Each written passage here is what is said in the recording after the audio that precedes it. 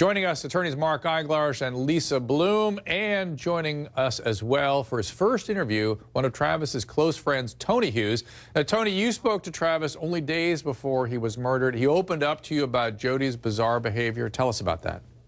You bet, Dr. Drew. It's an honor to be on your show. And Travis, I had invited him to come down to Tucson, where I live, and to be a guest speaker at an event with Prepaid Legal back in 2008, just a few weeks before he was murdered. And I invited him to stay at our home, spend the night at our home in Oro Valley, Arizona. And he and I got in the hot tub, and we were up till probably 3:30 in the morning, several hours in the hot tub. And it was just so sad to hear the torment that he had been living through for the last couple of years, and how grateful he was that she had moved back and was out of his life. And it was amazing, some of the things that he told me that night.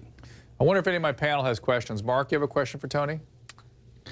I do. First of all, Tony, we all share in your loss. I didn't know Travis, but I've come to love him through this process, so I share that with you. I did want to ask you, whether she gets death or not, I believe in this case and most criminal cases where the death penalty is being asked for, has so much to do with what the victim's family wants. I'm curious, based on what you know of Travis, do you think that he would have wanted her to go to the death chamber or life in prison? If for no other reason than his religious beliefs, I think that he would have opted for her to go to the death chamber. Oh, no kidding. That's interesting. Lisa, your question? Well, I'm curious as to what Travis told you about Jody when you sat and talked with him in the hot tub that night. Well, I mean, everything about the times he couldn't prove, but he, it had his BMW tires slashed twice, all 4 tires.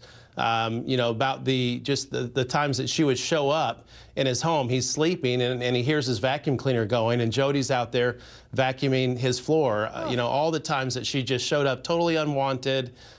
He was just expressing to me he wanted to change his life, and he believed that he finally could do that.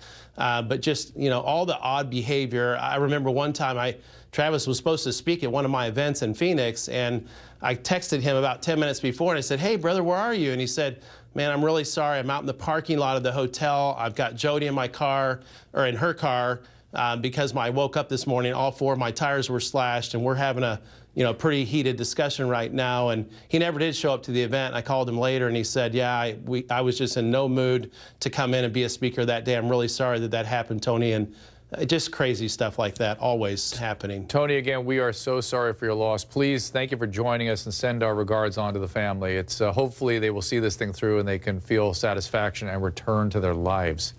It's got to be Thank you, Dr. Drew. Appreciate it.